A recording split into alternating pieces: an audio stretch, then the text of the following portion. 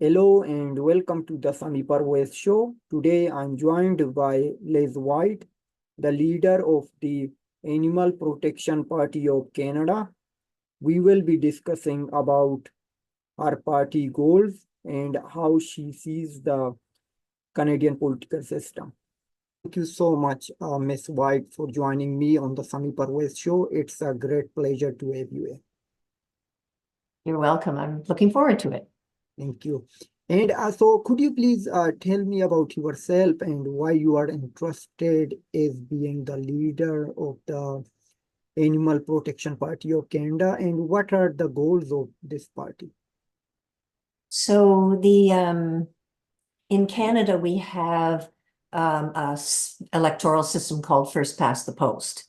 And it ultimately means that it's very difficult for new parties to form, given the rules and regulations, and those parties to be in any way successful, should they be able to meet the criteria set under the Canada Elections Act. So there was a Supreme Court ruling that took place back in the early 2000s, and in 2005, the government decided that they would amend the Canada Elections Act to allow smaller parties to participate in the electoral process. So you had to run one person during the election and meet a number of other criteria that was required as of the new rules and regulations. And so we had a nonprofit organization called Animal Alliance of Canada. And realizing that for the years that we had been part of Animal Alliance, that all the decisions that were being made were at the political level by politicians who often knew very little about animals and the environment. And so we decided to form the Animal Protection Party of Canada. And our goals are really to change legislation to provide real protections for animals and the environment that they require to thrive. That would also mean the environment that we require to thrive. So it's positive for both. Yeah, and so for animal protection, so what does mean animal protection? Should hunting be banned, or what your party stands for? At the end of the day, that means not using animals. You know, we incorporate the use of animals in virtually everything that we do. Either we use them for testing, or we eat them, or we wear them, or we hunt them, or we poison them. We confine them. You know, anything seems to go when it comes to animals, and there's virtually no protection. Now, I have to say that for the first time, the Liberal government at the federal level in Canada committed to the idea of banning the use of animals in cosmetic testing, and to ban the use of products that were tested elsewhere and brought into Canada. So there's a sales ban, a trade ban, and they put that in their mandate letter to the Minister of Health. And that actually got achieved in a year ago, June. And so Canada is now, as of December 2023, free of cosmetic animal testing. So it isn't that we can't make progress, but that's pretty low-hanging fruit. Like, it's, you know, a lot of countries around the world had already made a commitment and moved in that direction, and Canada's still ahead. And I think there were 40 countries ahead of us. So, but nonetheless, the government decided to do it and got it done. So that's a good thing. It shows some indication that maybe the government's listening to people like us who are talking about these issues. Yeah, and thank you. And but I'm going to again ask you like the same question, but for clarification. So you said we should not use like animals for anything, you know, including eating. So you believe we should not eat chicken or meat, nothing? Correct. Should we just be vegetarian? Plant-based. We should be a plant-based nation. It would be good for our health. If you read any of the health literature, eating animals is not a healthy thing to do. Mm-hmm. You know, I'm the first one to say, look, if you eat a little bit of chicken here and a little bit of something there, but most of the time you're eating plant-based, Mm-hmm. well, of course, it's bad for the chicken, Yeah. but you know, you're likely not to have the same kind of disease. But we now know Mm-hmm. that the largest number of bird species on the planet Yeah. is chicken.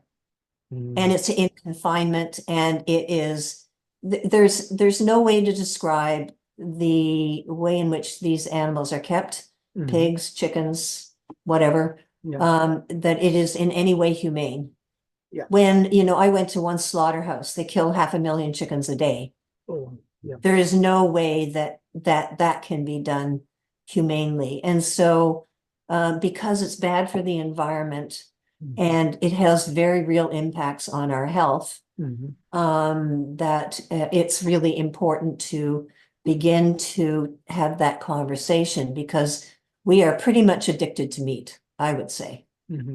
So, are there, sorry, like just I'm asking it frankly. Are your party policies are so, uh, if you get an membership of Animal Protection Party of Canada, you should be a vegetarian? Is there any Should I criteria? what? So should a person be vegetarian to get a membership of your party, or everyone can get the membership and run for office under your party banner? Under our party, you have to be vegan. Vegan, Have to be or a that is plant-based. mandatory. Yeah, there's no point in running people who eat meat and say, by the way, you over there, you go plant-based. Don't bother about me because I'm eating meat, but Mm. you can go plant-based. No, we need to, if you read the policies of the party, Mhm. they're pretty consistent. It's about a compassionate type of politics. So Yeah. compassionate to the animals we depend on, compassionate to each other, Mhm. compassionate to the environment, good policies on social justice issues. Yeah. So it's in every way really a very progressive party. Mhm. Yeah, and so you brought up the electoral system, like the smaller parties does not have any chances to get elected, because of these rules. But could you please more elaborate about the electoral system? So what should be done that a smaller parties candidate can get elected? So we saw like Prime Minister Justin Trudeau promised that 2015 will be the last post ballot election, but he did not do much, like he did not keep Do it. his promise. But what do you suggest? What should be done? So right now, it's hard for a lot of people to understand, in the sense that most people go to the polls once every 4 or 5 years, put their X on a ballot and go home. Mm-hmm. So not a lot of understanding about the electoral process, but it's extremely skewed. For example, the Parti Québécois, who was in power a number of years ago, Mm-hmm. became the official opposition in Parliament. A Yeah. party that wants to take Canada apart was Mm-hmm. the official opposition at the federal level. Yeah. So it just goes to show that the process, the way ballots are counted and distributed in terms of power and who gets elected, Mm-hmm. is very, very skewed. So we've looked at places like the Netherlands, Yeah. which has a party for the animals. Mm-hmm.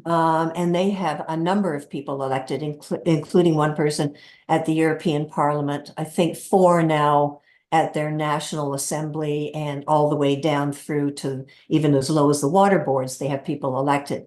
Mm-hmm. And that's because they have a form of proportional representation. Now, what Canada would do is probably a little bit different, because the structure of our country is different, but the voting people who have looked at this consider either the single transferable vote Mm-hmm. as one of the options for Canada to subscribe to, or mixed member proportional. So some members get elected, some members get appointed. It's a mix of that, but it tends to then take a look at sections of the country and equal out the representation in each of those geographic areas, so that essentially everybody with, sort of opinions want to be see their ideas reflected in Parliament, would have somebody who would represent them.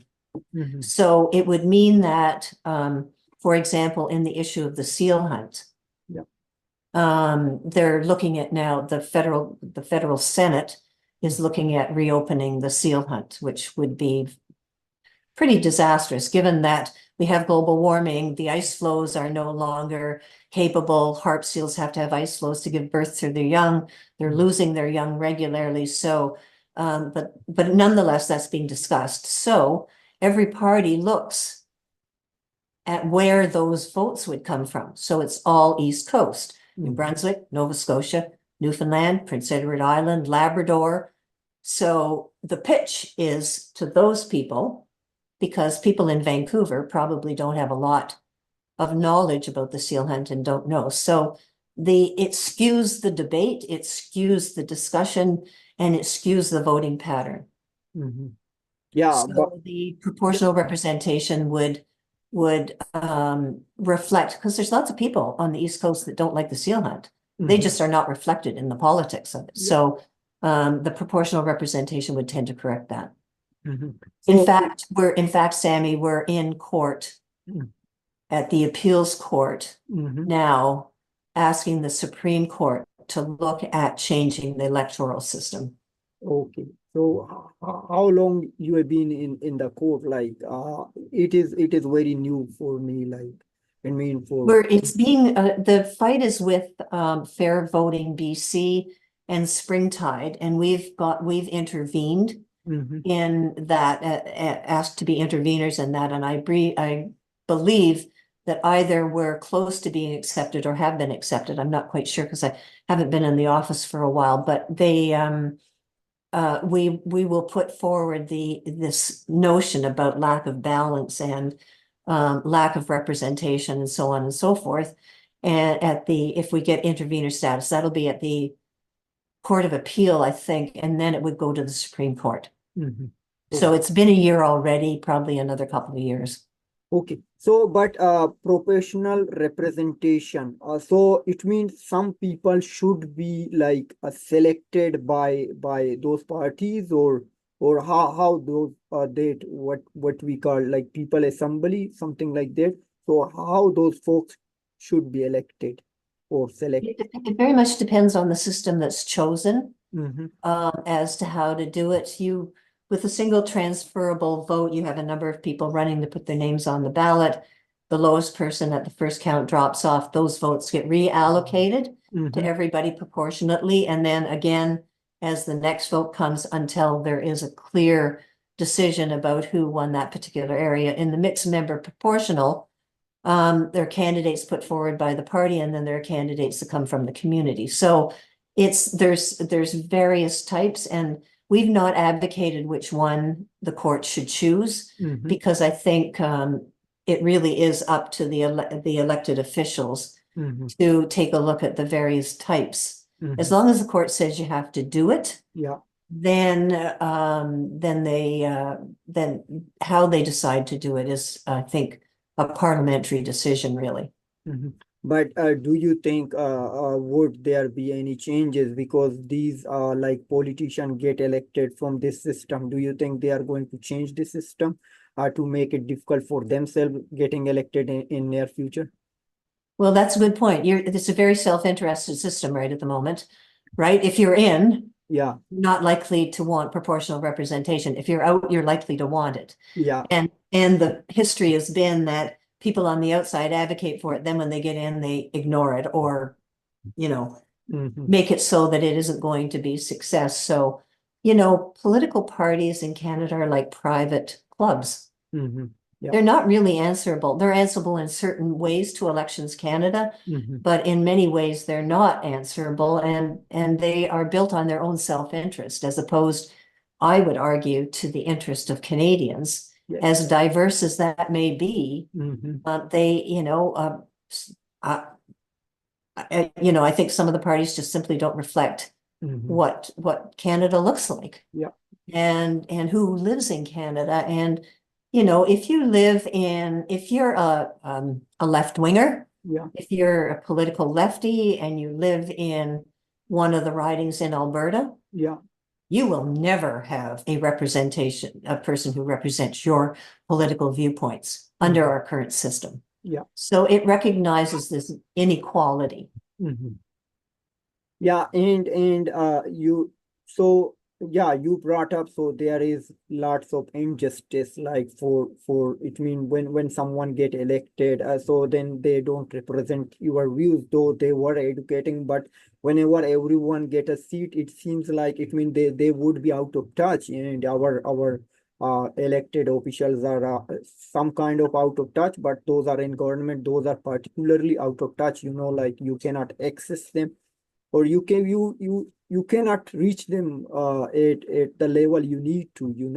But do you think the media, mainstream media or legacy media, is playing a key role to keeping the same, like we have just conservatives and liberals in federal level, and the lower level we have then NDP also, like it means the mainstream media is playing a vital role to keeping these major parties keep getting elected, because when you run like from a small party like animal protection party, like you don't get that coverage what a liberal or conservative or NDP candidate gets. I don't think that the media really truly understand the extent to which the political parties are there for their own interests and not even necessarily for the voters' interests. We all have a seat with Elections Canada to talk about the things that are concerning under the current system. And the act is developed by the political parties, by the people in Parliament. And unless the Supreme Court rules something, they are not inclined to do anything that might in any way prohibit them from gaining more information about the voter, for example. So at the polling station, my vote, when I go to the polling station, I'm assuming that it's private. I don't want people to know whether I've been there or not. It's none of their business. I, go regularly, so that's not the issue. But as you go to the polling station and you vote, they fill out what's called a bingo card, which says that my number, which the parties can identify, has been to vote. And so those are handed over to the political parties during elections so that they know who's gone to the polling station of the people all across Canada. And frankly, I think that should not happen. But, Elections Canada isn't the one that designs the legislation or in fact votes on the legislation. The parties do. So they are interested in who's gone to vote and who hasn't and how many of their people have gone to vote. And so they depend on these things. I think we should take that away from them. I think we should remove some of the benefits that these political parties have. For example, those with the most number of votes get the most free airtime on CBC and other venues. And the farther down the line you are with fewer votes, of course, the fewer minutes you have, which means that the parties that already have lots of traction have more time, and the parties who have less traction have less time. And so it just feeds this whole system of keeping the main parties functioning and diminishing the other parties. There are now, I don't know what the number is, maybe 18, maybe 20 federal parties now. And we've been around since 2016. It's 2006. What am I talking about? 2006. Anyway, the status quo has remained. There's just no ability to change it at the moment. Yeah, and but do you think mainstream media is playing a role? I think I'm sorry, that's what No, I no, it's started to okay. talk about. I think the media either don't take the time, don't want to know, don't know Mhm. um, how much power the parties have Yeah. and how much they infringe on voter rights, Mhm. including the bingo cards and stuff. And so, and none of that's kind of boring stuff to cover, really. Mhm. You go to the election, you interview people in front of the polling station, and you get Polyev to say one thing and Trudeau to say another, and there you have your story. Mhm. Whereas, pulling apart that system and taking a close look at it is, I don't think the media really fully participates in those discussions. Mhm. I've not read a lot of articles that have examined our system from the point of view of the power of the three existing parties. The Greens maybe, but Yeah. probably not. Mhm. Yeah, but what you been interviewed by mainstream media in the past, or your party candidates? Who do I mean by Like mainstream? mainstream media like CBC, Yeah, CTV. the main newspapers, radio stations. I guess also people who are the opinion folks, right? Not Yeah. not on social media so much. I think it's very. I think people can't figure out which is truthful and which is Mhm. not truthful, to some extent anyway. Yeah. But I think it's the media that has to fact check Mhm. and double check and all that sort of stuff, the story that they're writing and the claims that they're making. Yeah. And and our media in many respects, as I think you probably know, is difficult at the moment because there's not as many. Yeah. It's consolidating into fewer and fewer. Polyev is threatening to shut down CBC, at least English Canada. Yeah. So even more problematic if that Mm. happens. So yeah, so I think they just don't have the time, the energy, the resources Mhm. to do So that kind of investigative reporting. yeah, but my question was about coverage. Like, does your party got any coverage in the past, or were you The running party like has what? coverage for your party? When you are running for office or you are members of the party, were the candidates for an election? Did they get any coverage from CBC or CTV or Global News or National Post? I'm not quite sure what you're asking me. So did your party got any coverage?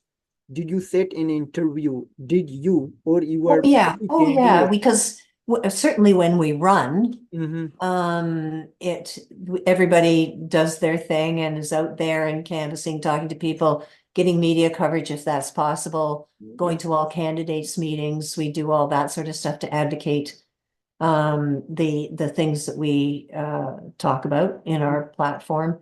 Um, so we do all that, but we're not included, for example, in the leaders debate.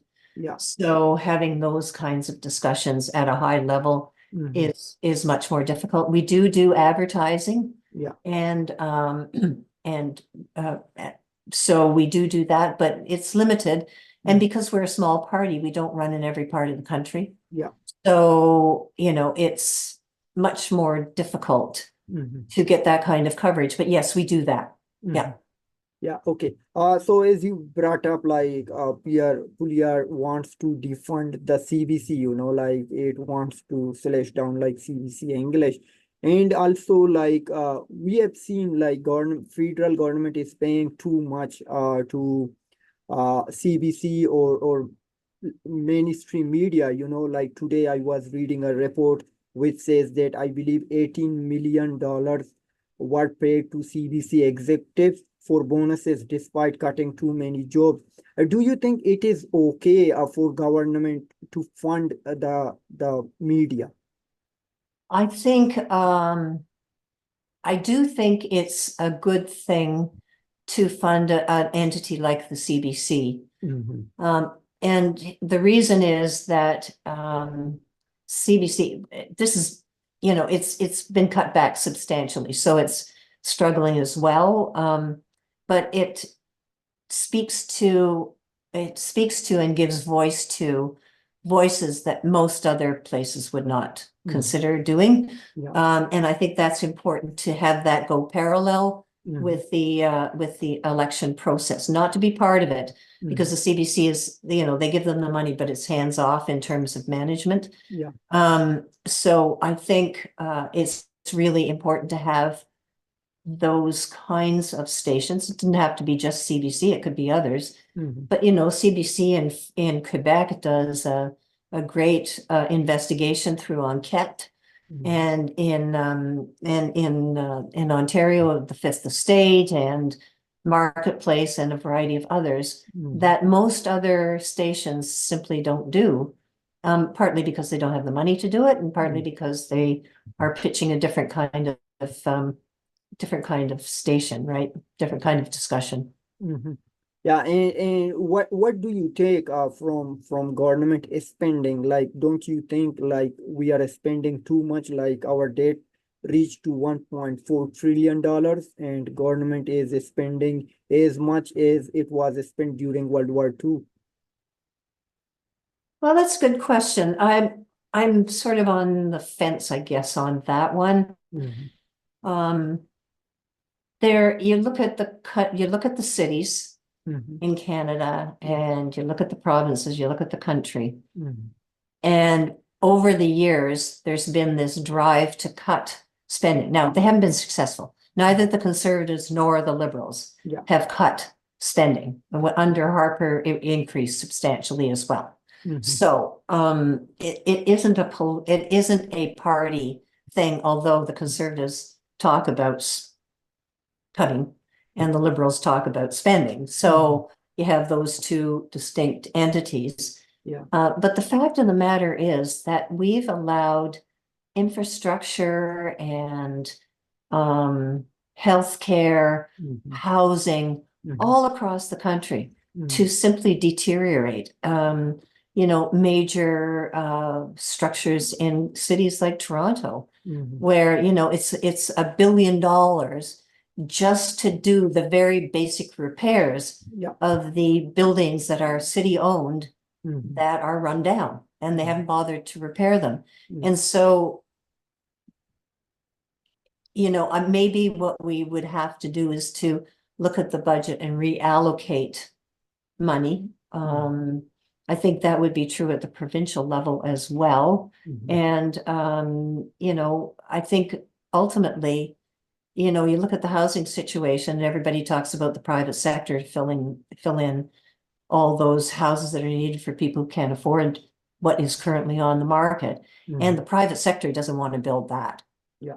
They want to be given the ability to make lots of money, and then the government can do, the subsidized or at cost housing. And so, I think they shouldn't be allowed to get away with that. Mhm. They may have a quota on what numbers of houses where they make money. And that increases if they build affordable housing. But certainly when Doug Ford talks about affordable housing in Ontario, he shows monster homes out in Milton and elsewhere. And I can tell you, not a single person that I see downtown who's sleeping on the sidewalk could get into one of those houses. So he's not addressed the problem. And I think that, we have to reallocate the money in a much different way. Because I know you're right, we can't go on spending ad infinitum. Yeah. But on the other hand, we can't, if we don't address the structures, if we don't address the housing and the drug issues and all the issues that are certainly popping up in communities all across Canada, Mhm. it's only going to get worse, and it'll only get more expensive. Yeah, but we are also in housing crisis. So who should be blamed for housing crisis? Do you think it's federal level job or provincial or local municipal government? Probably a little bit of everybody. Mhm. You know, we have, the Liberals have started to try and promote, more inexpensive housing through their, I can't remember what the name of the program is, but, you know, the Liberals at the federal level, Yep. the, Canadian Mortgage and Housing Corporation used to fund building of co-ops, and they would do an upfront building, and then the co-op would pay all that off over a period of time. Yeah. And that was a fantastic program. There were lots of very affordable houses and apartments that were built at that time. And the Liberals, a number of years ago in Ontario, had a very aggressive affordable housing program. Mhm. And those all went by the wayside as being kind of too left. You know, doesn't help the developer and all that kind of stuff. So it kind of got pushed aside and it's never been reinvented. And yet co-ops can house people at market rates and subsidized both. So there's a whole range of housing in those co-op units. And there's no reason why we couldn't have those being built. Mhm. I mean, right now it's so bad. It's so bad in Toronto Yeah. that the mayor, Olivia Chow, is talking about the city of Toronto taking on the task of building cheap housing. Mhm. Yeah. Not the Ontario government and not the federal government, not the Conservatives and not the Liberals. Mhm. So you got to ask yourself, you know, what are they spending their money on? And I think you're right. I certainly think we should reallocate it so that it's going to begin to correct some of these massive problems that have occurred. Mhm. Yeah, and do you think is there too much bureaucracy for building houses? That's why it takes too long, and I don't know like how much they take from these funding. I think in Ontario, Doug Ford has Mhm. basically lifted all the requirements for building housing. Mhm. So what we have now is 40, 50, 60-story condominiums. Mhm. Every single unit in the building is a bachelor, Yeah. okay? And none of it is for families. Yes. And that's because somebody would buy the bachelor unit and then rent it out as a income property. Mhm. And so that's because all the rules and regulations that the city put into place to allow when a 40-story building does go up. Yeah. Is the sewer system adequate? Are there enough shopping spaces? Mm. Is there daycare and schools available? What about the parks? Yeah. And none of that is being considered now. I live in North York, Mhm. and I can tell you that there are 40, 50-story buildings going up everywhere. Mhm. No schools. They have they have to be bused. Mhm. So, you know, the planning in terms of water availability, sewage treatment stuff, all that sort of stuff, gone out the window. Mhm. So that the developer can put up a 40-story building and rent out, 400 bachelor units that are so small, Yeah. you sleep in your kitchen. Mhm. Yeah, I mean, I just think I don't know what on earth the Ontario government is thinking. And I suspect it's going on in other provinces as well, yeah. because municipalities can't function just by throwing a pile of people at Yeah. them. And Mhm. we know that because we had refugees come in the middle of wintertime Mhm. and no space for them. Yeah. And people died on the street. Mhm. So I think there's just a disconnect here that needs to be corrected. Mhm. And how do you think like what should be done for making these correction? Like should someone get fired or should be held accountable? What should be done? Well, the problem is in Canada Mhm. is that municipalities are the creatures of the province. So you have City of Toronto, 3 million people, Yeah. facing great city, but facing many, many challenges in terms of refugees and homeless and drugs and all sorts of stuff. Mhm. And they're trying desperately. It sounds like it's a lot of um, red tape, as everybody talks about it. Yeah. But in fact, you need that stuff for planning. You Mhm. can't put another 2 or 3 or 4,000 people Yeah. in a particular area without planning for them. Yes. And so Doug Ford is just do whatever you want. Developers got to make money. That's my opinion. Okay. So you brought up like those homeless or like asylum seeker or refugees. So do you think we have too much do we have too much immigrant or is there like a mass immigration or do we need it or there should be something to be done by federal government to control it? You mean the homeless? Homeless or immigrants or like mass immigration, like refugees or Oh, illegal immigration. immigrants, like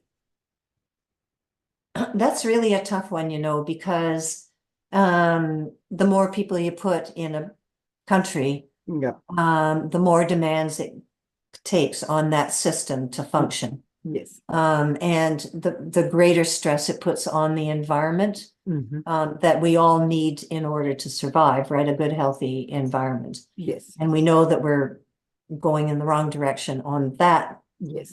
issue as well. Mm-hmm. And on the other hand, of course, you look at people who are in desperate situations Yeah. and are desperate to get into some area where it's safe. Mm-hmm.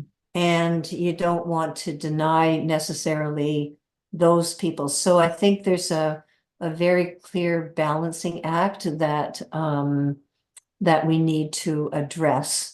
Universities want all sorts of students to come because they get more money. Yes. But then there's not housing for them and, they don't have the money to buy food and, so they're in really desperate straits and wanting to get a good education. So I think we need to do a lot more planning in that regard. And I think we need to consider, I think we should have immigration for sure. Yeah. But I think we should be cautious Mm-hmm. in the extent to which we go. Yeah. And you mean like we must have a plan, like like ahead of like how many people we are bringing, because if we have just one room, so we need to know how many people can how many what is the capacity of that room. Yeah. Like we cannot just put all the people on the same room if there is not enough space. So it Right. seems like there is lack of planning, so that's why we are in this situation. And you brought up like homelessness, like so who should take responsibility for homelessness? Like we see the same thing in Toronto and Vancouver and maybe in Calgary or other parts of country, like this homelessness and drug addicts, it keeps increasing, but it seems like every level of government just they are keep pointing finger to each other. Oh, this is federal level government responsibility. No, it's provisional government responsibility or municipal. Like they are just keep fighting with each other rather than coming to a solution. So what do you suggest to these all three levels government? What should be done to tackle down this crisis? If with the government, you mean Yes. a government in power? Yeah. First of all, I think we need to consider that they're not just numbers. Yeah. They're people, right? Yes. They have probably very little when they get here. Mm-hmm. And we need to figure out how to build a compassionate program for those people so that we take the people in that we can actually house, educate, and ultimately get them to find a good job and raise a family and do whatever they're going to do. Yeah. But we need to do it a planned way from the federal government, the provincial government, and the municipal government should all be sitting at the table to make that decision to say, 500,000 people coming into Toronto, Yeah. maybe not, maybe that's just too many. Yeah. And I know that people are desperate, but I think also we need to deliver a really good program when people get here and not have people sleeping on the street.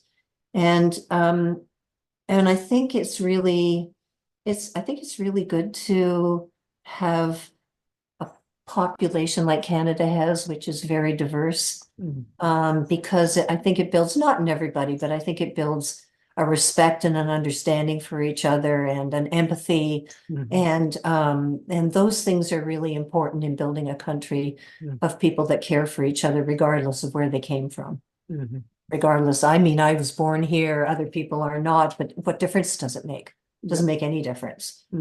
So, so I think that the governments need to, as opposed to just bringing people in and hoping for the best, that they build a coordinated program across the country and give real support to the people who arrive here. Yeah. And do you blame the mass immigration for cost of living and the housing crisis? The immigrants? Yeah. Mean? No. I don't think so. It is not the it means they are not the reason like we have in a housing crisis or we are in a cost of like rise of cost of living. No, I think all of those are of our own making. We've decided that it's better to build lots of rich, big houses all up to the green belt and beyond. And those are the people who we want. That's what it says, really. Yeah. In those communities, who do you want? Anybody who's got lots of money, nobody else, right? Yeah. And so, then everybody is in that vein is in Toronto, and the resources aren't here to accommodate everybody, but there's a willingness to try. But I think in some of the other communities, having somebody who's a working class person from another country,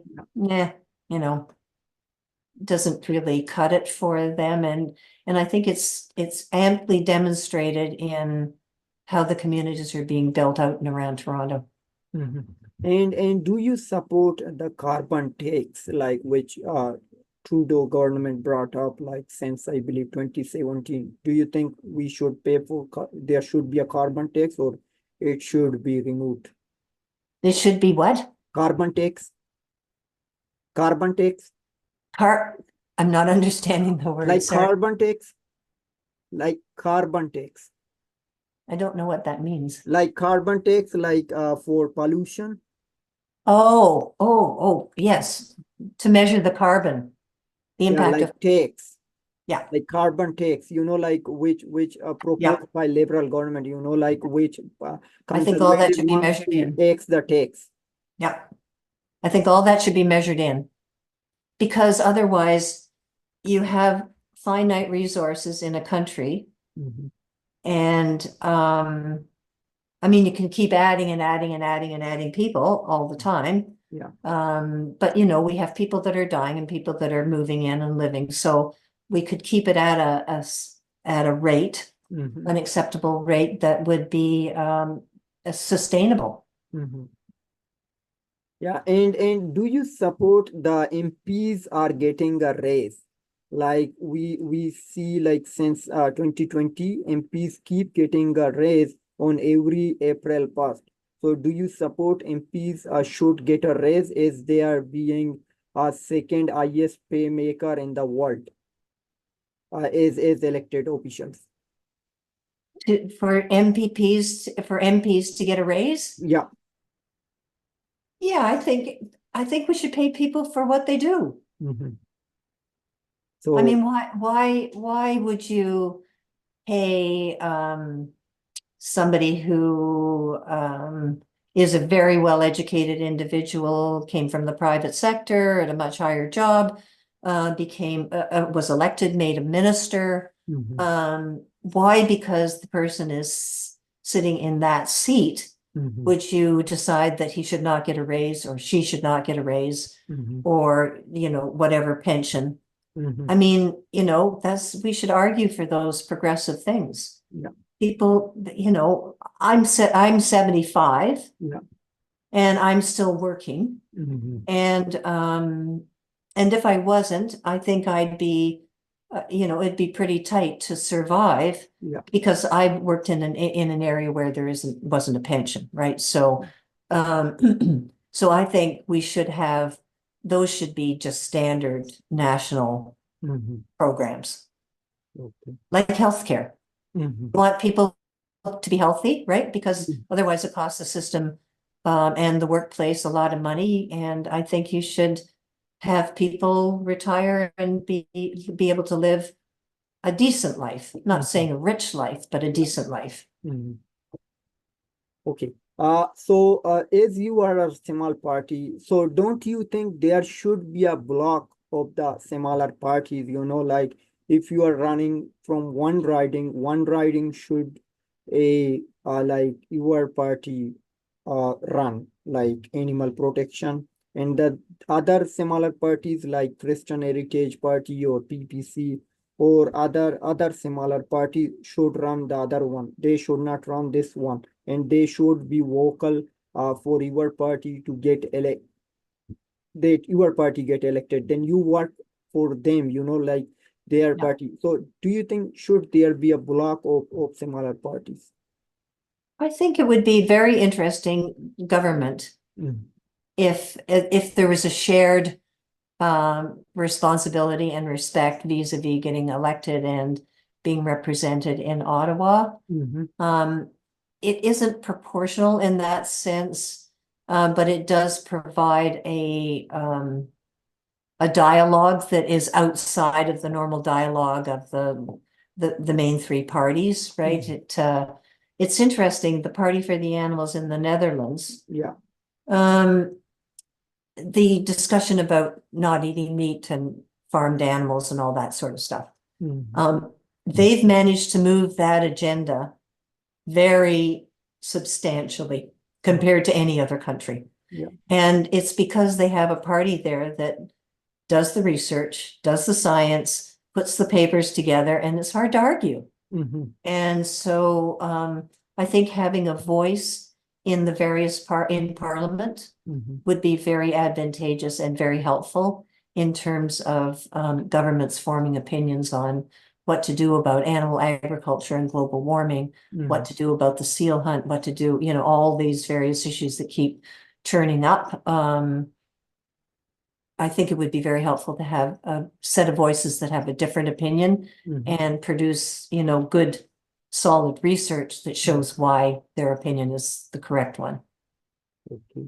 And is your party is going to run any near election, like we have a like provincial election in BC and also in Saskatchewan, and I don't know when will we have like a federal election. So October 2025. yeah, it is 2025, but we still don't know like whether it will happen earlier or in October. It's going to go to October 2025. That's your prediction.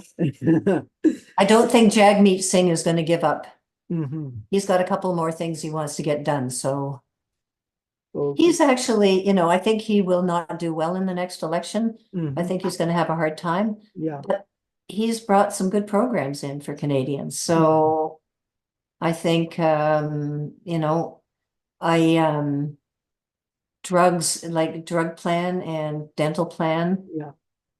I've just went through a transplant. Mhm. And the cost, because I'm a senior citizen, it doesn't affect me, but Yes. the cost for just the drugs is Mhm. 3,000 a month. Wow. So, and I'm not advocating that we should do all this stuff and everything, but the idea that people can afford to do that Mhm. is like most people couldn't, right? Plus you need, if you live out of town, you Mhm. need like 20 or $30,000 so that you can come into Toronto and live there for a period of time. So it's a very expensive proposition. And that's just for that aspect of it. For diabetes and all the other It's really expensive to keep going on those drugs. So having a drug plan is fantastic, actually. Okay. And what is your message to Canadians, like as the leader of Animal Protection Party? So my message is, I think that we should move towards a compassionate political governance. And it's okay to, yammer away in Parliament at each other and stuff. But ultimately, I think working together as opposed to trying to outdo the other person and trying to get defeat them it's very unhelpful in many ways because it doesn't allow for the collaborative stuff that we've been talking about, the need to sit down and figure out what to do, how to deal with the refugee issue, how to deal with the addiction issue and the broader health issues. That requires cooperation and trying to figure out how to best do it, as opposed to having one government put something in place and then a government dismantle it. No, we're not going to spend money on that. We're going to do it on something else.